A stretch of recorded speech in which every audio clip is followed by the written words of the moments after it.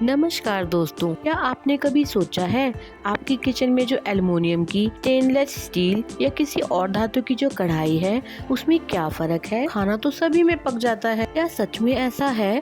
अलग अलग धातु के बर्तनों में खाना पकाने से हमारी सेहत पे कोई फर्क पड़ता है? जी हाँ, पड़ता है। लेकिन ये फर्क अच्छा है या बुरा, आगे हम इस वीडियो में जानने वाले हैं। मैं अक्सर अपने डेली रूटीन वीडियोस यानी व्लॉग के जरिए आप लोगों के साथ शेयर करती हूँ, लेकिन बहुत टाइम से मैं सोच रही थी कि मैं अपना एक ऑनेस्ट रिव्यू आप लोगों के साथ शेयर करूं इन कढ़ाइयों के बारे में। ये वो कढ़ाइयाँ हैं जो मैं अब रिजेक्ट कर चुकी हूँ और इनको रिजेक्ट करके मैंने कुछ ये स्टेनलेस स्टील की कढ़ाइयाँ मंगवाई हैं। इन स्टील की कढ़ाइयों का इस्तेमाल मैं कम से कम 7 से 8 बार कर चुकी हूँ और मैं अपना ऑनेस्ट रिव्यू आप लोगों के साथ शेयर करना चाहती हूँ। देखिए, कहने वाले तो ये कहते हैं कि पीतल की धातु सबसे बढ़िया है, उसी धातु के बर्तन इस्तेमाल करने चाहिए। इन पीतल की धातु को इस्तेमाल करना कोई आसान काम नहीं है और उसको मेंटेन करना भी, इसलिए मैंने पीतल की न लेके स्टेनलेस स्टील की कढ़ाइयाँ परचेज की है। मुझे ऐसा लगता है मेरी ही तरह बहुत से ऐसे लोग होंगे जो अनजाने में ऐसे एल्युमिनियम की कढ़ाइयाँ मतलब एल्युमिनियम के बर्तनों का इस्तेमाल करते होंगे। गाइस,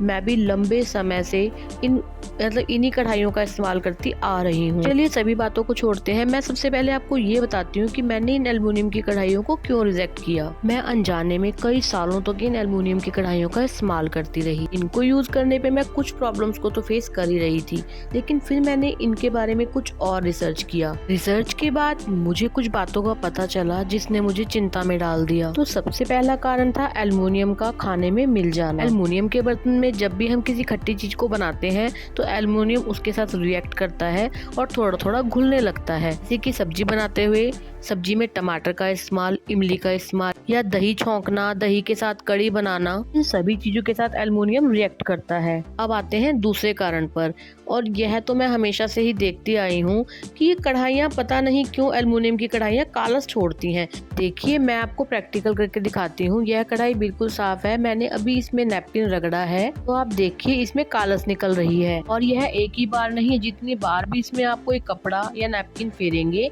उतनी बार इसमें कालस निकलती है। गाइस, जब मैंने ये कढ़ाई परचेज की थी, मतलब ये मैंने किसी दुकान से ली थी, तो उनसे मैंने स्पेशली पूछा था कि इसमें कोई कालस तो नहीं उतरेगी, तो उन्होंने बोला नहीं नहीं, ये अच्छी वाली एल्युमिनियम है, इसमें से कोई कालस नहीं उतरेगी। और अब आप ही देख लीजिए,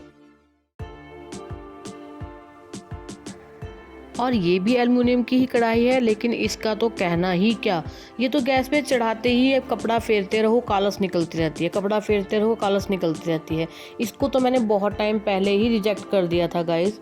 और खाना पकाने के बाद इसको साफ कर दो तो ये बिल्कुल साफ हो जाती है और थोड़ी देर में अपने आप ही काली हो जाती है।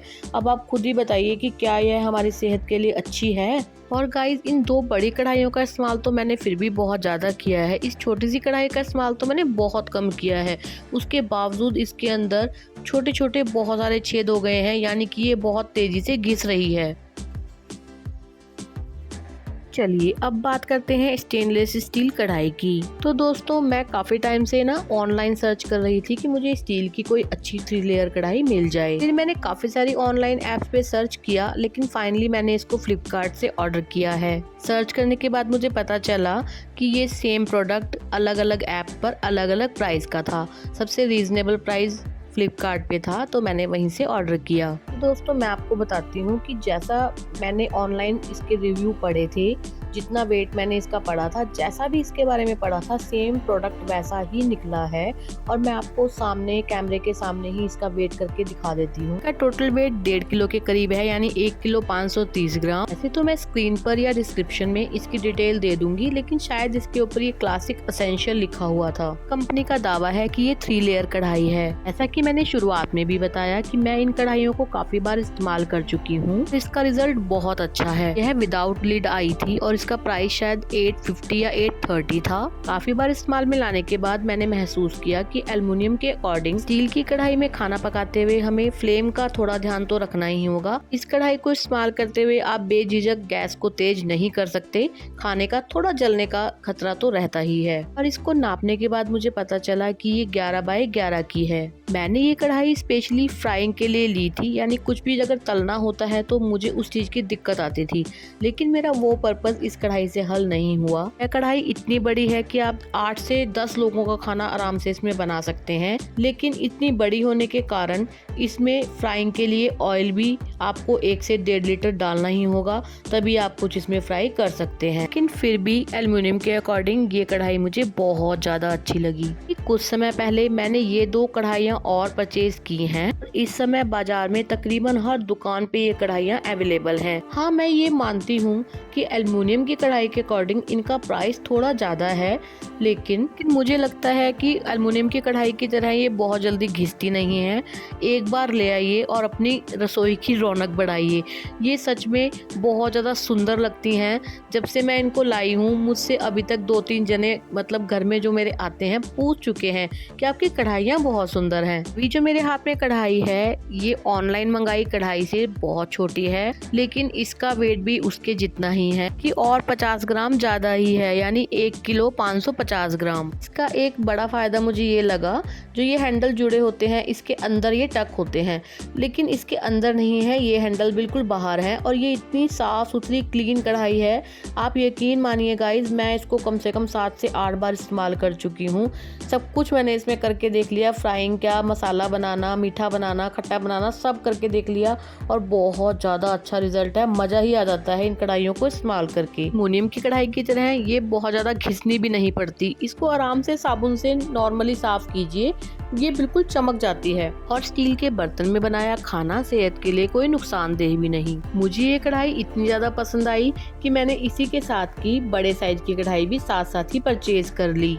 मुझे एग्जैक्टली याद नहीं है क्योंकि मैंने इसके साथ इन 2 कढ़ाइयों के साथ और भी बहुत सारे बर्तन लिए थे, लेकिन शायद ये मुझे 2200 या 2250 की पड़ी थी। और अगर बात इसके वेट की जाए तो गाइस ये 3 किलो की कढ़ाई है।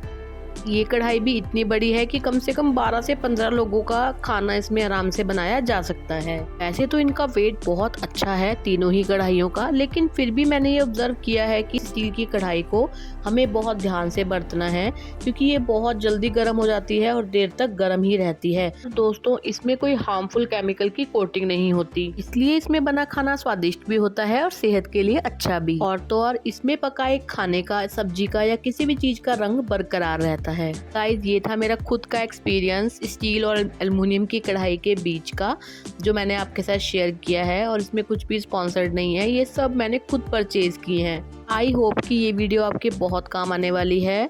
अगर ये वीडियो आपको थोड़ी भी इंफॉर्मेटिव लगी हो, अच्छी लगी हो, तो प्लीज वीडियो को लाइक कीजिएगा, शेयर कीजिएगा। इस वीडियो को देखने के बाद अगर आपके मन में किसी भी प्रकार का कोई सवाल आता है तो आप मुझे कमेंट करके पूछ सकते हैं। तो मैं मिलती हूँ जल्द ही नेक्स्ट ब्लॉग में। तब तक के लिए goodbye and take care.